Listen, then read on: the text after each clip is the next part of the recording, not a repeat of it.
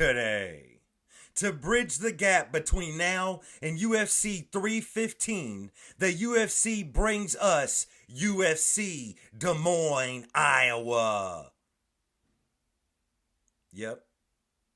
We're in the main event. Corey Sandhagen will step in the octagon with Davison, Figgi Smalls, Figueiredo.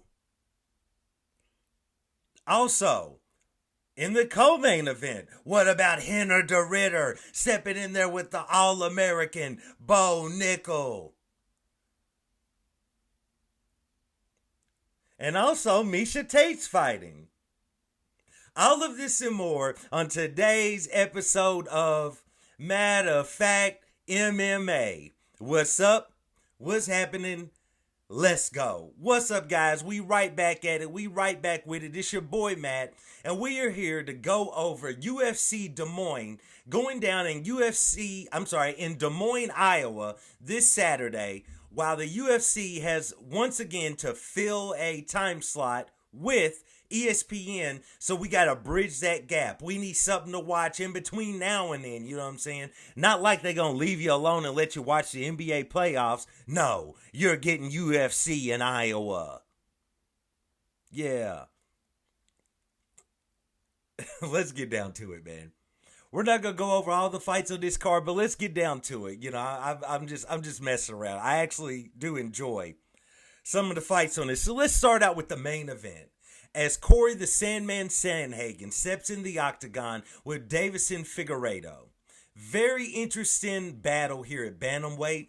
And what I find to be extremely interesting is when I was taking a look at both men's last 4 or 5 fights, it kind of tells the tale of the bantamweight division right now, and maybe a lot of the divisions in the UFC, where both guys have kind of fought the same competition. You know, both of them were in there with Chito Vera. Both of them fought Cody Garbrandt. You know what I'm saying? Both of them have fought Petr Yan. And it's like, it's very telling of the bantamweight division, because there just hasn't been, even though we've had a couple of champions over the last few years, when you think about it, it's kind of all happened under the radar in a way. Right? Because I feel like everyone was truly invested in bantamweight when Petr Yan first became the champion. Then after the entire debacle with Aljamain Sterling and, you know, him winning the Oscar for acting his way into a title shot. To a title, actually. A whole belt. He got a whole belt out of the deal. I feel like that kind of dampened everybody's spirits a little bit on bantamweight, right? Then Petr didn't get the belt back. He goes on a terrible losing slide. We got to go through the Aljamain era where he just kept, you know, not selling any fights, not doing anything cool, but kept riding and wrestling these people to a win every time. Then we get the Sean O'Malley era, which ended extremely quickly. Very quickly. I mean, we all kind of knew he was going to probably beat Chito Vera. But at the same time, now that I think about it, I might have chose Chito Vera in that fight. No, I think I actually chose Sean O'Malley. Nevertheless, we didn't really get a long period of time with Sean O'Malley as champ, because here comes good old Marab shucking and jiving his way into another win. You know what I'm saying? So it's like, bro,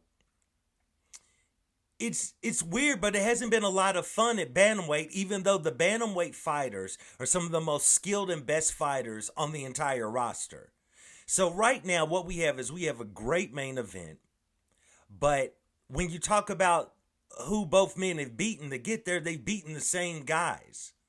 Like, there hasn't been a lot of mobility at all when you think about it. In like the top 10, top 15 of the division. It's a lot of, you know, yesteryear fighters that kind of been hanging on, and now they're kind of getting, you know, pushed out of the way. But it's a very, very weird division, right?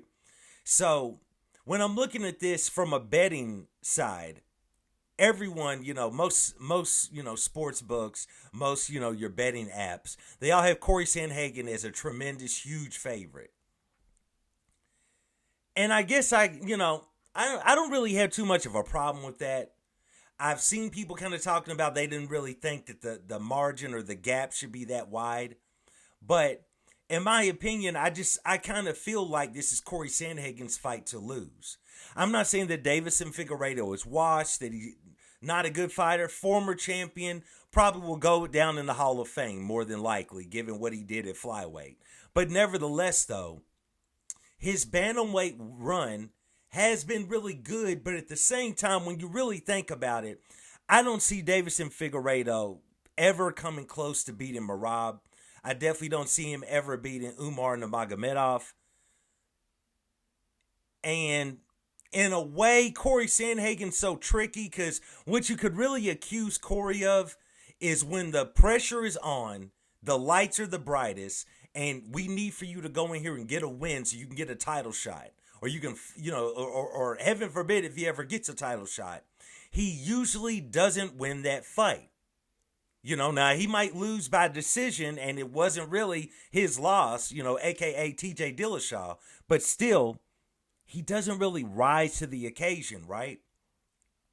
With that being said, with his style of fighting, I could see a world where he might be able to defeat the tippity top of the division.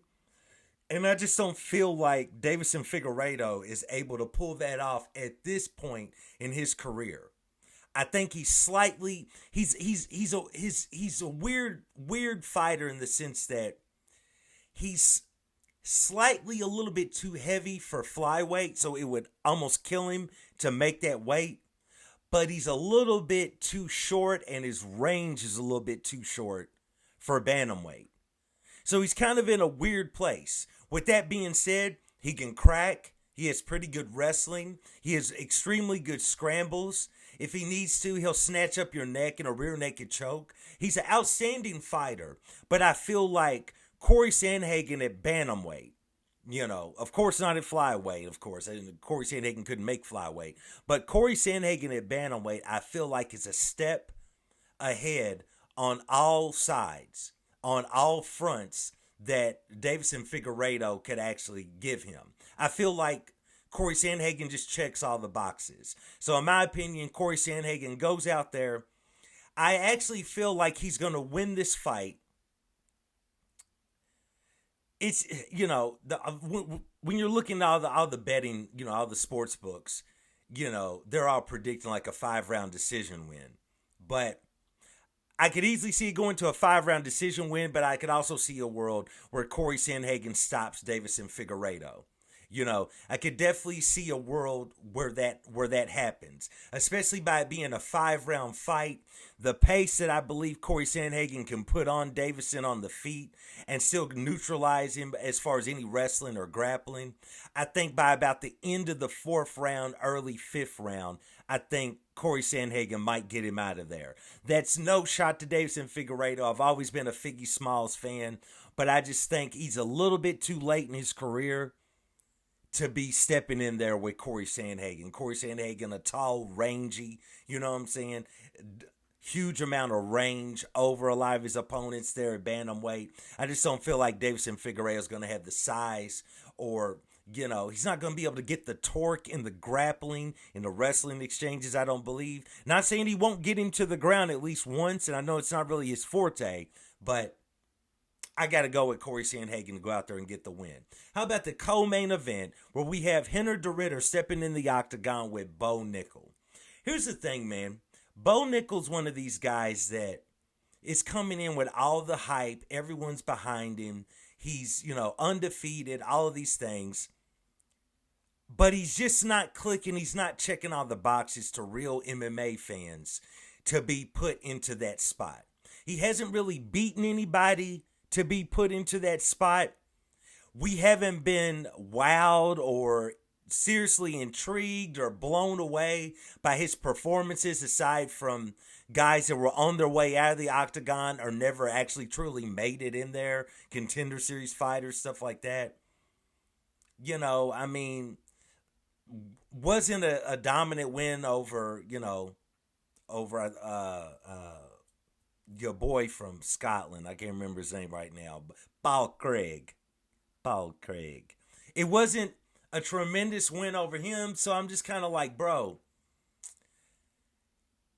I'm not saying he's not skilled or talented, but he's only fighting like once a year. And he's just sitting around. I know he's definitely training when I'm saying sitting around, but dude, if you're going to be fast tracked in the UFC and you're trying to make it to the top, bro, you're that's just what it is. You don't get a chance to be on the regional scene and fight a lot of guys and all that stuff. They actually fast tracked you. They threw you right into the contender series, and after a few fights, they threw you right onto the main roster, and you're doing your thing. So you got to keep it moving, bro. I'm gonna need for you to be in there fighting constantly. And if you're gonna be fighting lower level talent, just throw him in there with a can this month. 3 months later, here come another can. Ding, ding, ding, kicking them down the road. You know what I'm saying? But he's barely fighting, and like once a year is just not going to do it. You know what I'm saying? So, with that being said, Henner the Ritter comes in and automatically gets a couple of wins. He's already ranked number 13. Now, that could be a fast track considering all of his groundwork he did in other organizations, not in the UFC. The UFC is desperate to try to create a new star at middleweight or to do anything, make anything happen at middleweight to try to get some contenders for Duplessis, or Hamzat, however that fight ends up playing out. But it's like, bro, I'm just not completely sold on Bo Nickel. I'm just not really completely sold on him. With that being said, this is a tricky one to call because Henner the Ritter is going to go in there. He has such an awkward style on the feet that if you're not a skilled stand-up fighter and haven't been doing mixed martial arts for years and years and years and seeing all types of fighting styles, it might be hard for Bo Nickel to figure out what in the world is going on. With that being said, the Ritter's forte being the ground grappling, Bo Nickel definitely knows his way down there. And what I feel like is going to happen is that Bo Nickel, I think, is going to cruise his way to a 3-round decision. Because I feel like when this fight goes to the ground, Bo Nickel is going to be skilled enough, strong enough, powerful American wrestler. I feel like he's going to be skilled and strong enough to keep from getting submitted. And if he's not going to get submitted, then he's pretty much going to do his typical lay and pray, a little bit of top pressure on the Ritter, and probably ride out a 3-round decision. So I got to go along with Henner the Ritter to go out there and get the win, man. Other than that, those are the 2 main fights I'm looking for. We got Ponzinibbio versus Daniel Rodriguez. D-Rod, I think, is about shot. Santiago been shot, but somehow he's dog tough and he keeps gutting out these wins, or at least going to decision. I feel like he's a little bit more skilled than Daniel Rodriguez this late in his career, so I think he's got that win. I think Montel Jackson smokes Daniel Marcos. I think Cameron Smotherman smokes Sirhi City. I mean, Jeremy Stevens coming back to get his A whooped by Mason Jones.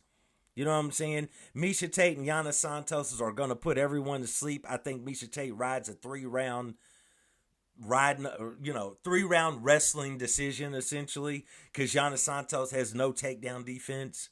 So, I mean, you got a few little fights on here, but nevertheless, though, those are the ones I really want to see. Please like, subscribe, comment. Let me know who you think's going to win in the main event. You know what I'm saying? Let me know who you got in the co-main event. And once again, I do want to thank you guys for joining me for another episode of Matter of Fact MMA. And I check you next time. Peace.